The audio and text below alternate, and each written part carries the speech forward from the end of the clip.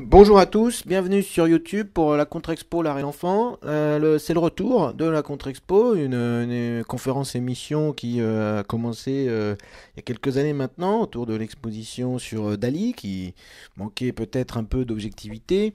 C'est une émission qui est née d'un énervement, le fait que notamment les expositions parisiennes ont une couverture médiatique parfois partiale, qui manque d'objectivité et comme la parole est libre sur Internet, eh bien autant en profiter.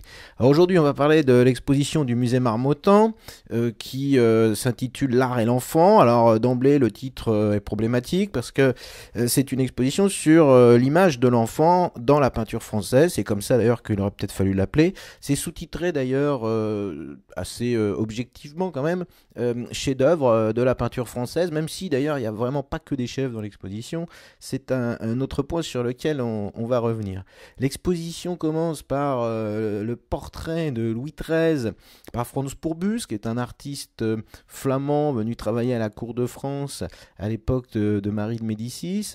Et là, je vous montre la version du musée de Cleveland qui, de l'avis de certains spécialistes, serait finalement la version originale, la version qu'on peut voir au musée Marmottan, qui est assez mal placée, comme ça arrive souvent. En fait, elle est coincée dans la première simèse, et parfois, quand vous entrez en exposition, vous oubliez, en fait, vous n'avez pas l'occasion de voir ce très beau tableau. Donc la version du musée non, c'est au Palais Pitti, pardon, est presque tout aussi belle, mais le fait est que d'emblée, on nous montre un type d'enfance particulier qui est celui de la monarchie française. On peut se demander d'ailleurs si la vision qui est proposée dans la première partie de l'exposition n'est pas un peu erronée. Alors, ce qui surprend, c'est que dès que vous entrez dans la première salle, vous tombez sur une sculpture du Moyen Âge qui représente l'emmaillotement du Christ. C'est un bas-relief qui représente la présentation du Christ au temple, un bas-relief du XIVe siècle qui vient du musée de Cluny, et dans le cartel on nous dit que on a une vision assez réaliste de l'enfance avec ce Christ emmailloté. Donc on commence par un portrait de roi et par une sculpture catholique du Moyen Âge. Et là on se demande où on va nous emmener finalement. C'est quand même singulier que la première œuvre soit une sculpture. Et on nous laisse entendre que les premières images de l'enfance sont chrétiennes ou monarchiques. Alors là, on tombe sur les fesses, pardonnez-moi de le dire, mais je vous montre par exemple ici des portraits romains.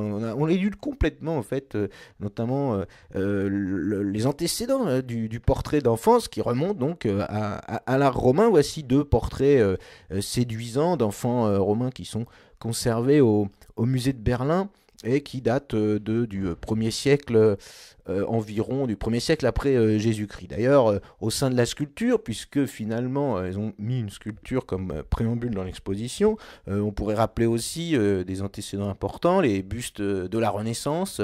Je vous en montre ici deux très beaux exemples. École florentine, on est autour de 1500, ce sont deux portraits d'enfants qui sont conservés à Washington. À gauche, c'est même plus exactement un Saint Jean-Baptiste. Et puis pourquoi pas une autre œuvre conservée au musée de Vienne, le charmant jeune garçon riant, Desiderio da Settignano. Vous voyez qu'on est en 1463, on est très tôt ici. Et plus tardivement, Menardo Rosso, qui a fait toute une série aussi lumineuse sur l'enfance. Bon, tout ça n'est pas évoqué dans l'exposition, puisqu'encore une fois, ils sont concentrés sur la peinture. La sculpture aurait pu être convoquée pour peut-être proposer un éventail un peu plus large. Là, je vous montre aussi trois photos de Jules Dalou avec ce charmant enfant en bronze. Au centre, Vincenzo Gemito avec le portrait de Charlotte Messonnier. On est vers 1880. Au centre, on est vers 1900, un peu avant même à gauche, et en 1907 à droite avec la souffrance très précoce de Brancusi. Euh, Dernières œuvres sculptées pour essayer d'élargir un petit peu le débat avec ce buste de garçon en Cupidon de China, un sculpteur d'époque napoléonienne, et à droite une autre œuvre, que les deux bustes ici sont conservés à New York au Metropolitan. Ce garçon assoupi en terre cuite, très convaincant aussi plastiquement. Alors Cupidon, voilà aussi un autre point à signaler, puisque l'exposition laisse entendre que, encore une fois, les premières images de l'enfance sont des images christiques. Bah, c'est pas le cas, non. On oublie complètement Eros, qui est un sujet, un thème récurrent dans l'histoire de l'art antique. Là, je vous montre par exemple l'embrassade d'Eros et Psyché. C'est une copie romaine d'une œuvre hellénistique qui daterait de au moins 100 avant Jésus-Christ, et on est bien sûr bien avant l'image du petit Jésus. C'est ce qui sidère un petit peu quand on voit l'exposition, c'est son approximation historique, c'est ses partis pris, c'est ses choix d'œuvres alternatifs, c'est sa mauvaise organisation. Je vous montre ici encore d'autres héros de petit format cette fois-ci, mais tout ça finalement aurait pu être quand même rappelé dans, c'est vrai, une grande salle introductive, plutôt que de nous montrer ce bas-relief très intéressant en soi du musée de Cluny.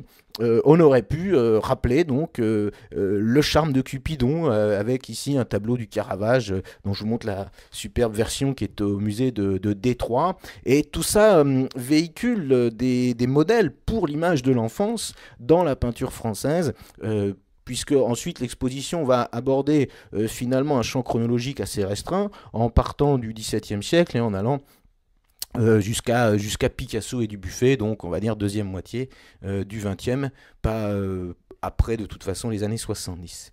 Ce qui est étonnant dans l'exposition, quand on la parcourt, c'est que le thème est superbe et qu'on l'a traité comme ça, de façon, encore une fois, très approximative. Il y a beaucoup de choses qui manquent dans l'exposition.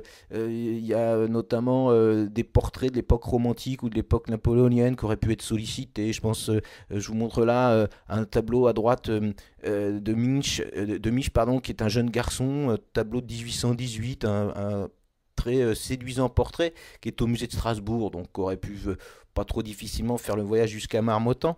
Et puis à gauche, une œuvre de Greuze. Alors Greuze, c'est quand même un des artistes capitaux hein, pour l'histoire de l'image de l'enfance. Et bah, voilà, on a l'impression que l'exposition passe complètement à côté de lui. Ça aussi, c'est très très bizarre. Même lacune avec Delacroix. Il n'aurait pas été très dur de demander au musée Delacroix, qui est pas très loin de Marmottan, le portrait de la petite Lucille que vous voyez à gauche, ou le portrait de ce jeune homme au béret bleu qui est à droite. Le problème de l'exposition, c'est que bon, il manque plein de choses, et puis en plus, avec ce qu'ils avaient, ils auraient pu faire quelque chose de bien, mais ils ont adopté un parti pris chronologique qui ne convient pas du tout au sujet traité. Alors la faute à qui? Peut-être au co-commissaire de l'exposition, à Jacques Gély, qui a assuré le conseil scientifique de l'exposition, qui a une formation d'historien. Il est historien pas de l'art, pardon, il est historien tout court, justement, historien à je ne sais plus quelle université, enfin à Paris. Et on voit très bien que c'est une approche historique ici, et que du coup on a collé des œuvres sur une pensée d'historien. Et ça, généralement, c'est fatal à l'histoire de l'art, qui est aussi une histoire des formes. Alors là où ça va pas, c'est qu'on fait une première partie sur l'Ancien Régime, et puis ensuite une partie qui s'appelle après 89, après 1789, l'enfant aux armes, où on parle notamment, on évoque hein, le tableau de Delacroix, La liberté guidant le peuple. J'avais fait d'ailleurs une conférence sur ce tableau, je la remettrai en ligne bientôt sur YouTube avec des images, vous pourrez l'écouter ou la réécouter. Bon, c'est pareil, on évoque vous savez, ce petit gamin qui est à côté de La liberté guidant le peuple de Delacroix, mais on ne dit même pas qu'il a fait des portraits, non, ceux que je viens de vous montrer. Et puis alors, donc il y a une double partie, après 89, l'enfant aux armes, puis une autre partie qui s'appelle 1789-1830, survivance de l'Ancien Régime. Alors comme si en fait le portrait d'enfant aurait une évolution qui serait coupée en 1830 à cause de la Révolution. On a collé en fait la chronologie politique du 19e siècle, et c'est même d'ailleurs des siècles avant, puisqu'on a une partie sur l'Ancien Régime, puis une partie sur le siècle des Lumières. On a collé ça à l'histoire du portrait d'enfant, et ça ne convient pas du tout. Énormément de manques, je vous le disais, donc il y a Delacroix, il y a Bouguereau avec deux œuvres ici. Bouguereau a eu un succès fou avec ses Vierges à l'enfant et ses portraits de bambins, un peu doucereux, il est vrai, mais comment oublier Bouguereau dans une exposition comme celle-ci qui devait présenter a priori un panorama et non pas une sélection aléatoire d'œuvres, ou une autre œuvre de Bouguereau ici. Et puis je vous montre aussi un artiste qui manque cruellement quand même, alors que le musée Marmottan se veut un antre de l'impressionnisme, c'est Gauguin. Alors pourquoi il n'y a pas Gauguin? Et attention, hein, il y a d'autres manques, hein, vous allez comprendre par la suite. Je vous montre ici le portrait de Jeanne Goupil, par exemple. S'il y a bien un artiste qui a su renouveler quand même l'image de l'enfance, c'est Gauguin, avec ici une présentation très hiératique, une sorte de sphinx qui est devenue Jeanne Goupil sous le pinceau de Gauguin.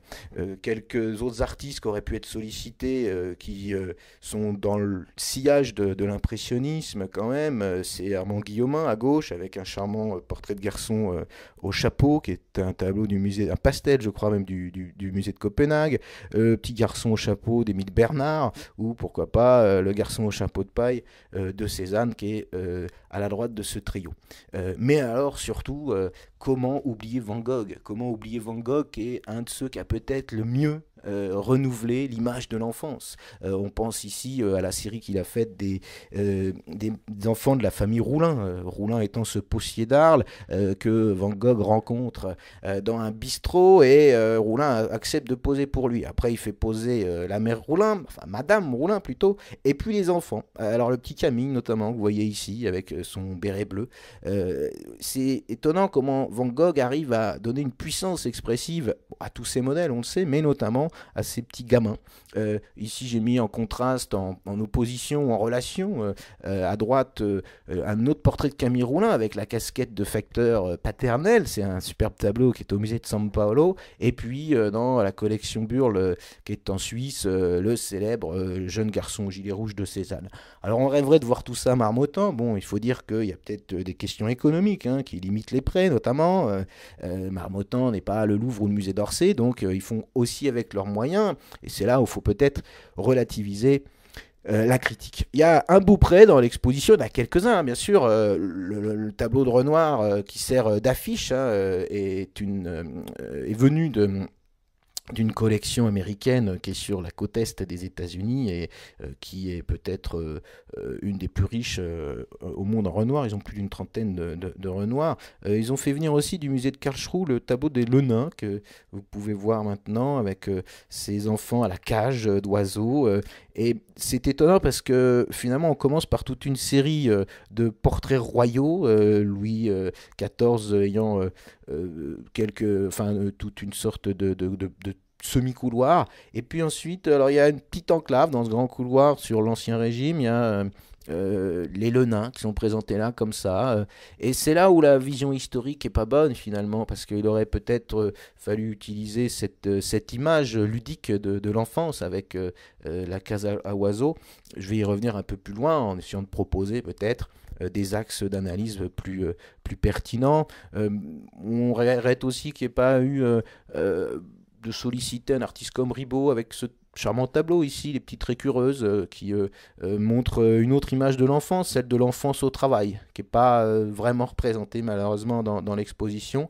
Par exemple, ce tableau attribué à Carte Van Loo, qui est au musée Calvé d'Avignon à gauche, où ces petites mendiantes de Bouguereau, bon, des petites mendiantes qui sont loin du misérabilisme d'autres peintres de cette époque. Elles font tout sauf pitié, ces charmantes petites filles. Mais enfin, tout ça, c'est une image de l'enfance qu'on aurait bien aimé voir. Donc le problème, c'est beaucoup de lacunes dans les artistes, et puis une ligne d'analyse complètement erronée. Il était possible, par exemple, c'est ce que je vais vous proposer maintenant, d'appréhender la thématique autrement. À travers des axes d'analyse, à travers des sortes de familles de portraits d'enfants. Je pense par exemple les portraits accompagnés, c'est-à-dire l'image de l'enfance avec des attributs, et je pense notamment à l'attribut animalier, puisqu'il est souvent commun de représenter un enfant avec un compagnon. Par exemple, Manet. Alors là aussi, quelle immense absence que celle de Manet dans l'exposition sur l'art et l'enfant. Le gamin de 1862 en gravure, et c'est pas grand-chose de faire venir une gravure, c'était facile, ça coûte rien, et ça permettait quand même de signaler que Manet a représenté l'enfance et qu'il a su aussi apporter quelque chose à cette thématique. Il y a d'ailleurs une vitrine assez convaincante dans l'exposition qui nous montre toute une série d'images d'Épinal. Et là, peut-être qu'on aurait pu montrer aussi quelques gravures, puisque si on n'a pas en effet les moyens de faire venir que des gros tableaux, et c'est un des cas de Marmottan, et en cela c'est pas un drame, eh bien on peut pourquoi pas solliciter d'autres images. Ici donc vous avez le gamin de Manet, une gravure de 1862, un très beau tableau de Greuze ici de la Wallace Collection à Londres. Alors lui il peut pas venir puisque la Wallace ne peut pas prêter ses œuvres de par son statut, mais on y voit un charmant garçon avec son petit chien. Vous avez ensuite un portrait de l'Argilière qui est au Lac-Mans de Los Angeles, où là aussi, qu'on soit de nobles familles ou de familles bourgeoises au XVIIIe siècle, on aime être représenté avec le chien, ou on aime vous faire représenter plutôt avec le chien, jusqu'à la belle époque parisienne avec ce portrait de Sargent, là aussi immense absent parce que Sargent a été un portraitiste mondain qui a véhiculé une certaine image de l'absence et qui a surtout cherché à communiquer un renouveau de l'image des enfants avec une sorte d'esprit d'indépendance qui est parfois présenté, esprit qu'on retrouve chez Manet. Alors quand l'attribut n'est pas un attribut animalier, c'est un attribut costumier. Il y a un sens du déguisement sans doute chez l'enfant, et là on aurait rêvé d'une salle entière là-dessus, le portrait déguisé. Je vous montre ici le Petit Lange de Manet, un très beau tableau qui est au musée de Karlsruhe, le Petit Lange étant un des modèles de Manet. Mais il y a aussi ce petit garçon de Fragonard, très beau tableau qu'elle a aussi à la Wallace Collection. C'est pareil, Fragonard nous manque dans l'exposition du musée Marmottan. Alors c'est un superbe tableau de grande fraîcheur. Ici on croirait un pastel, mais c'est une huile sur toile. Le costume de Pierrot a été énormément porté par les enfants peints. Ça sera le cas par exemple de Jean Renoir, le cinéaste, immortalisé par les pinceaux de son père, comme je vous montre ici. C'est une toile de 1902. Ce sera le cas aussi de Picasso, avec entre autres son fils Paul, son premier fils Paul en arlequin dans ce tableau du musée Picasso, combien célèbre, inachevé, mais laissé dans un état de lévitation quasiment, avec ce petit arlequin qui a l'air de sortir de la toile grâce à la beauté plastique de son costume. Autre costume, alors déguisement ou pas, a priori c'est pas un déguisement, c'est un vrai fifre qui est représenté ici, le fifre de Manet. Alors là aussi dans l'exposition il y a une découverte intéressante, c'est un fifre d'Emma Gonzalez qui a été l'élève de Manet. On rêverait de voir les deux œuvres en parallèle, bon, ça serait sans doute à la défaveur d'Eva González, qui est quand même une peintre de second rang, mais enfin, ce tableau qui est à Villeneuve, je crois, non, je sais plus où c'est, enfin, c'est un musée de Champagne, c'est une belle découverte de l'exposition, mais pourquoi ne pas avoir demandé le fifre? Est-ce que Orsay a refusé le prêt? Bon, je sais pas, c'est difficile hein, d'avoir des informations, j'avoue, pas avoir contacté le musée pour savoir tout ça, mais surtout l'image hein, qui aurait pu et qui aurait dû être évoquée dans une partie, c'est celle du jeu. Hein. L'enfance, c'est le jeu. Après le déguisement, pourquoi pas avoir fait une partie qui s'appellerait Jeux d'enfants. D'ailleurs, il y a un tableau. Alors, je montre volontairement pas trop de tableaux de l'exposition parce que l'idée, c'est de ne pas vous empêcher d'aller voir l'exposition. Bon, vous serez peut-être sidéré par tout ce qui manque après avoir vu la conférence. Mais en tout cas, le but, c'est d'essayer d'équilibrer un petit peu tout ça. Et un des tableaux qui est présenté dans l'exposition, un très beau prêt du musée du château de Versailles, c'est cette fille de Louis XIV, Louise Marie de Bourbon, qui sera morte qui mourra très jeune, et on a fait un portrait commémoratif ici avec le petit chien, toujours ce petit symbole de fidélité, et puis la bulle que vous voyez à gauche, cette bulle qui est une métaphore du côté éphémère de la vie, mais on représente un sujet dramatique par le biais du jeu. Alors il y a un très beau tableau de Chardin qui est prêté par le Louvre ayant fermé ses collections 18e, il est plus généreux actuellement dans les prêts. On aurait peut-être rêvé d'avoir un tableau moins connu par les Parisiens. Pourquoi pas le château de cartes du même Chardin qui est à Washington, que j'ai mis ici en confrontation avec Louise Marie de Bourbon. Autre tableau célèbre de Chardin, c'est la butte de savon que vous voyez ici. Et là, alors c'est vrai qu'il y aurait eu un très très beau enchaînement de peinture à faire avec le tableau précédent, le tableau actuel qui donc date de 1734. Il y a eu un sujet comme ça sur la butte de savon qui remonte à Louis XIV, qu'on retrouve au XVIIIe et que vous retrouvez chez Manet avec ce garçon faisant des bulles. Superbe toile, 1867. toile qui est dans la collection Gulbenkian à Lisbonne. Et là, on retrouve évidemment ce goût de Manet pour des références à une certaine tradition, tradition de l'école peut-être espagnole ici au niveau plastique, mais aussi tout l'univers de la peinture des 2 siècles précédents dans la thématique des bulles de savon. De près, on y voit cette touche si alerte de Manet, et peut-être justement avec cette touche rapide, il renforce la thématique de l'éphémérité qui est incarnée par la bulle de savon en elle-même. Dans les jeux toujours, alors bon, la bulle de savon c'est un jeu un peu presque scientifique. Il y a des jeux plus terre à terre et primaires, la lutte par exemple. Il y a un tableau intéressant de Maurice Denis qui a été présenté dans l'exposition où on a 2 enfants luttant, et là c'est pareil, on aurait rêvé les mettre en confrontation avec les lutteurs de Gauguin, puisque bon, on comprend pas encore une fois que Gauguin soit absent. Ce tableau qui est en collection privée 1888 rimerait très bien visuellement avec les lutteurs de Maurice Denis. De même que ce joueur de cerceau pourrait très bien faire écho. Alors là, le prêt me paraissait pas trop difficile. C'est un tableau d'un peintre méconnu qui s'appelle Ariette, qui est au musée d'Orléans. Je me doute que le musée d'Orléans aurait accepté le prêt si on l'avait demandé, et le tableau aurait très bien été en pendant avec un autre joueur de cerceau qui est venu là dans l'exposition, qui est un tableau de Millet. Si vous aimez Millet d'ailleurs, il faut signaler qu'il y a une belle salle qui lui est presque... Enfin, il y a 2 pans de mur en tout cas qui lui sont consacrés. Alors c'est pareil, du coup on se demande pourquoi il y a autant de Millet, pourquoi il y a notamment 2 tableaux de Girodet, est-ce que c'est pour faciliter des prêts, mais tout ça manque terriblement d'équilibre. De Manet aussi, on aurait bien aimé par exemple avoir l'enfant à l'épée. Là on revient sur l'idée du costume et du jeu, même si il y a une référence aussi à la mode toréador de Manet à cette époque-là, qui, dans le cadre de sa passion espagnole, véhicule aussi une image de l'enfance qui est peut-être un peu guerrière. Et puis il y a aussi alors, des images qui peuvent être un peu des clichés de l'enfance, c'est l'enfant à la poupée. Voici un tableau d'après-Greuze qui est au musée de Montauban. Au musée de Montauban, là aussi, le prêt était possible, peut-être même facile. Et l'enfant à la poupée, bon, déjà, encore une fois, Greuze est tellement important, il a tellement représenté l'enfance à la fin du siècle qu'il fallait bien plus le mettre en avant, ce que n'ont pas fait les organisateurs.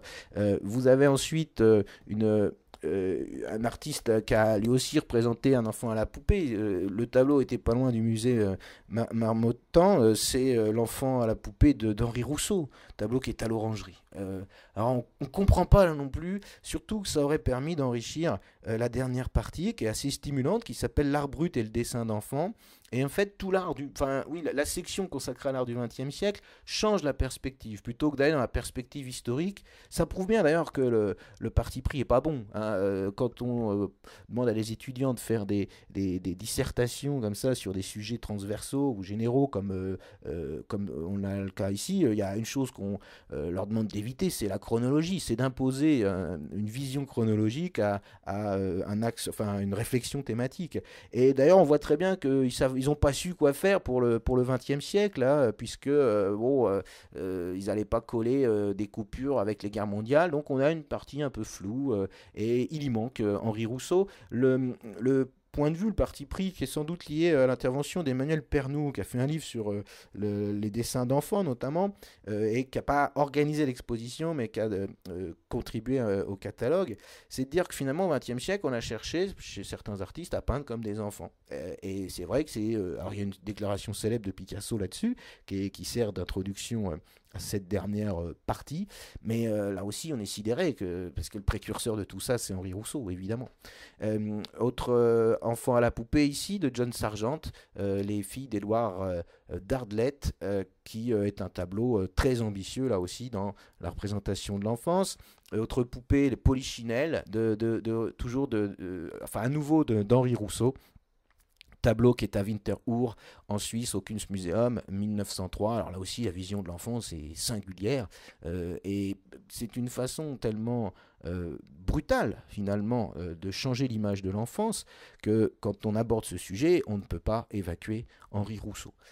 Quand les attributs ne sont pas des attributs des jouets pour exprimer le jeu, il y a peut-être aussi le rapport à la nature. Alors la jeune fille qui cueille des fleurs, on la retrouve chez Vigée Lebrun.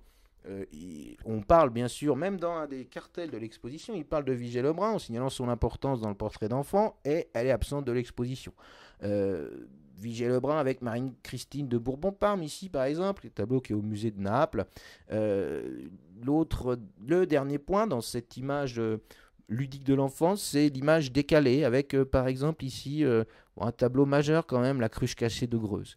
Alors est-ce que le Louvre a refusé le prêt? Parce que ce tableau actuellement il n'est pas visible au Louvre. Alors c'est tellement essentiel ce tableau-là dans l'image de l'enfance, puisqu'en fait c'est une métaphore de la fin de la virginité. La cruche cassée, c'est la perte de la virginité. Vous voyez que cette jeune femme a un sein découvert, que la cruche est cassée et que elle tient devant son sexe un amas de draperie qui renferme non pas sa petite fleur, mais des petites fleurs. Et évidemment, le parallèle sexuel est presque grossier ici, il est évident, mais c'est quand même une façon de renouveler l'image de l'enfance. D'ailleurs, il y aurait peut-être eu une partie aussi à faire sur la thématique sexuelle, de façon directe ou indirecte. La cerise, qui est un symbole sexuel très célèbre dans la peinture, utilisé par des Rembrandt et plein d'autres, reviendra sous le pinceau de Manet, par exemple, avec un autre tableau de la collection Gulbenkian, qui est à Lisbonne,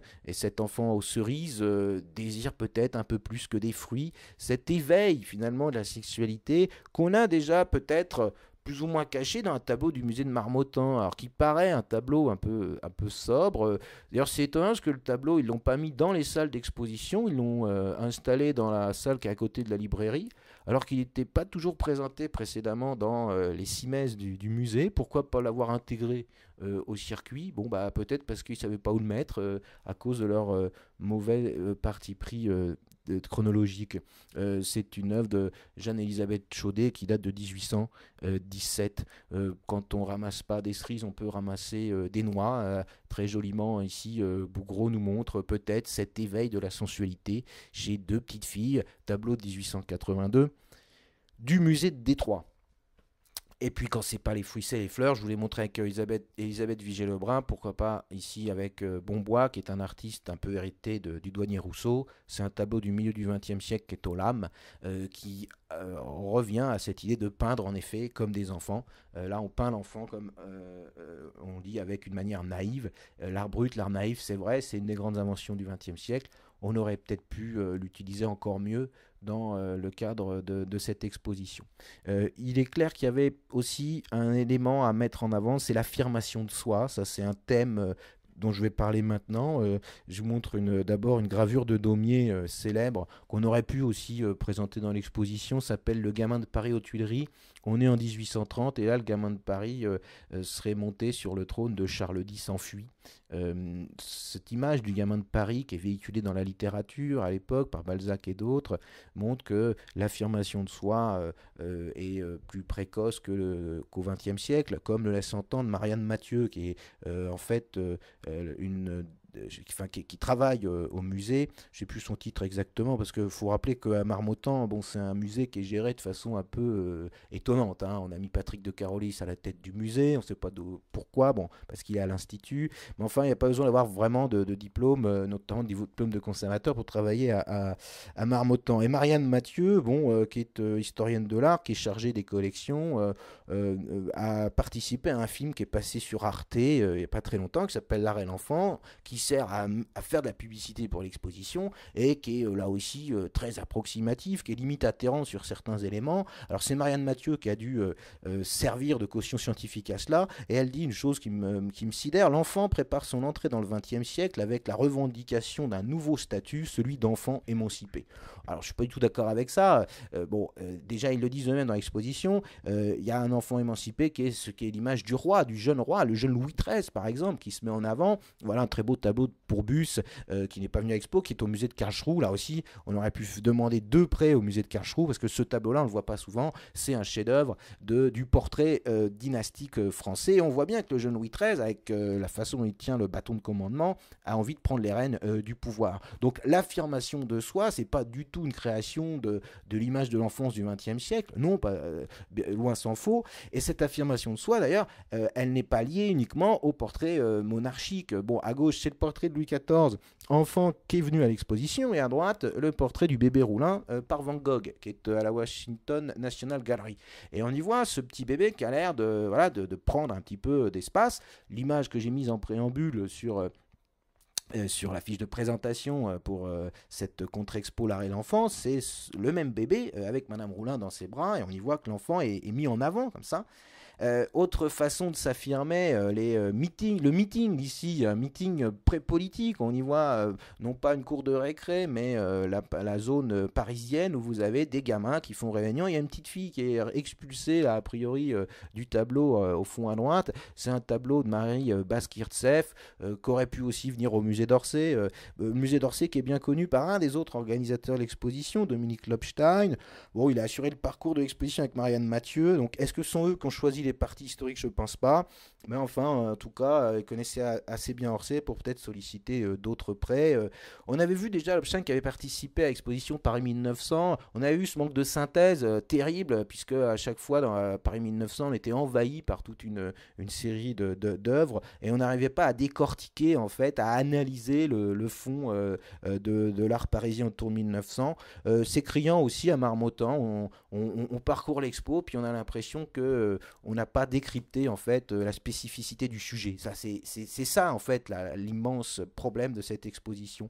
Alors, affirmation de soi, déjà avec Géricault, célèbre portrait des enfants de Dreux. Alors en voici un des exemples, Alfred de Dreux enfant à gauche, que j'ai mis en parallèle avec un portrait de Balthus, la fillette au chat. Alors, c'est pareil, comment oublier Balthus? C'est impossible, c'est inconcevable d'oublier Balthus, qui a fait toute une série de portraits sur l'enfance. Alors des portraits parfois un peu érotique, c'est vrai.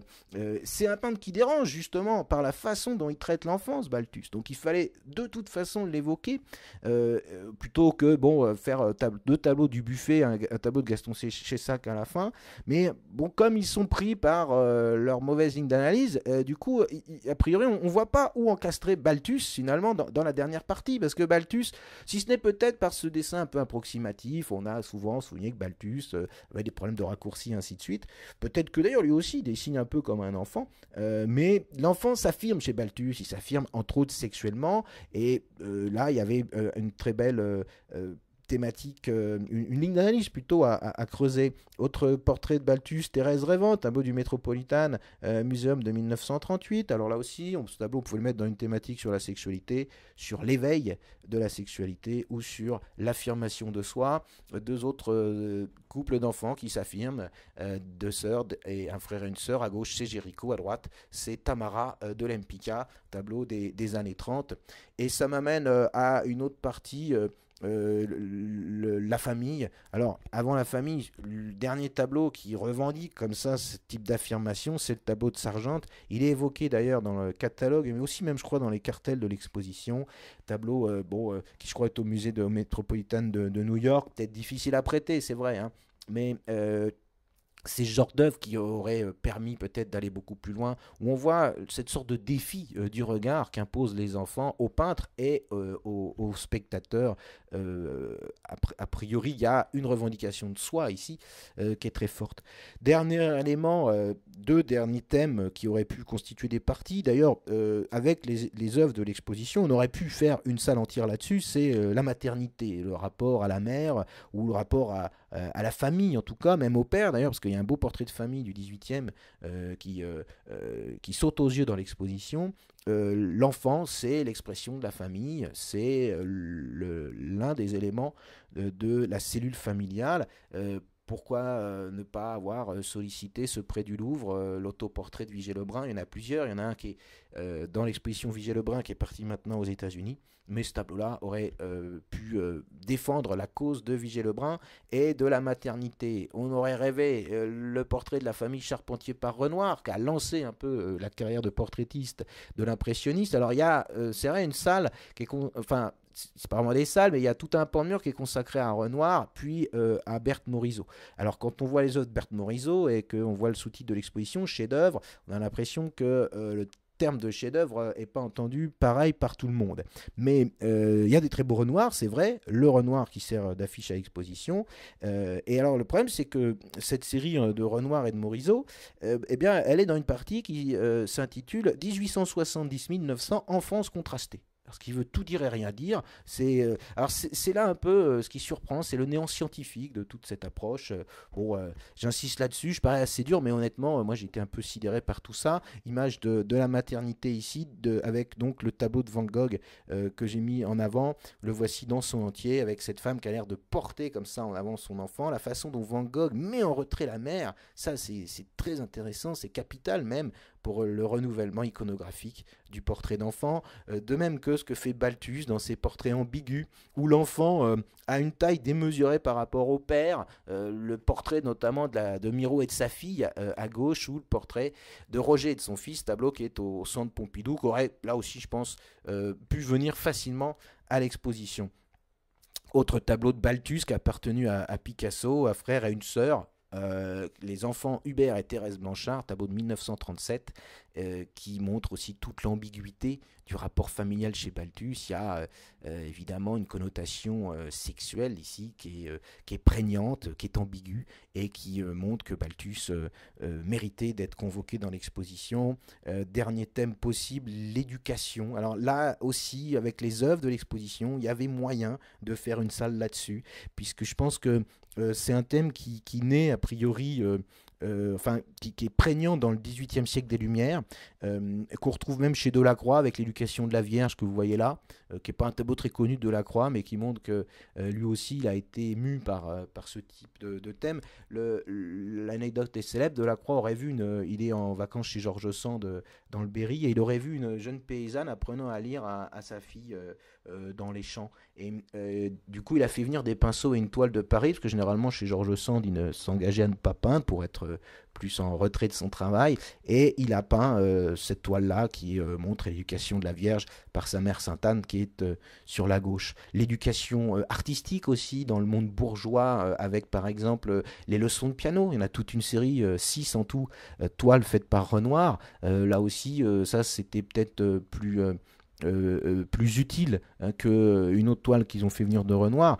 Et puis on aurait pu porter le sujet à travers les siècles. Je pense notamment ici avec cette allégorie de la musique qui est due à Carl von Loo, tableau de 1753, qui est au musée de Nice, si j'ai bonne mémoire, et même jeu avec l'architecture ici, toujours de 1753, les enfants qui apprennent l'art, qui montrent aussi une image totalement différente. Le problème de l'exposition sur l'art et l'enfant à Marmottan, c'est qu'on n'y apprend pas grand-chose. Là-dessus, c'est très décevant. Je pense qu'il était indispensable de faire une contre-expo sur l'art et l'enfant, parce que le thème est tellement séduisant, comme cette jeune fille charmante de Fragonard avec laquelle je termine, cette petite écolière comme ça qui est dans son livre. Je vous invite à réagir sur la page YouTube pour me laisser vos commentaires, surtout les personnes qui ont vu ou qui verront l'exposition. Le problème, c'est que, bon, évidemment, elle a été assez facilement médiatisée. Un documentaire sur Orsay, c'est pas donné à tout le monde, mais bon, quand on a un ancien grand nom de la télévision à la tête du musée, c'est plus facile de communiquer là-dessus. Le but de la contre-expo, c'est d'équilibrer tout ça. C'est pas une bonne expo, contrairement à ce que certains vous disent, c'est une très mauvaise exposition. Ça mérite quand même d'être vu, notamment pour le Renoir. Si vous ne connaissez pas, était déjà venu à l'exposition de l'Algérie et les peintres à l'Institut du monde arabe il y a quelques années. N'hésitez pas à m'envoyer vos mails sur artcitoyenorange.com et puis donc réagissez sur la page, abonnez-vous en bas de la page à droite, abonnez-vous pour les prochaines contre-expos. Je vais essayer de rendre l'émission hebdomadaire, en tout cas jusqu'à cet été. La semaine prochaine, je pense parler de l'exposition des chefs-d'œuvre du Luxembourg, des chefs-d'œuvre de Budapest plutôt, qui sont présentés au musée du Luxembourg. Là aussi, il faudrait s'entendre sur le terme chef-d'œuvre, parce qu'il n'y a pas que ça, malheureusement, qui est venu à l'exposition. Et puis je parlais bientôt aussi d'exposition Apollinaire, sur laquelle j'ai beaucoup de bonnes choses à dire, mais aussi des choses à compléter. Exposition qui est au musée de l'Orangerie. À très bientôt donc sur YouTube.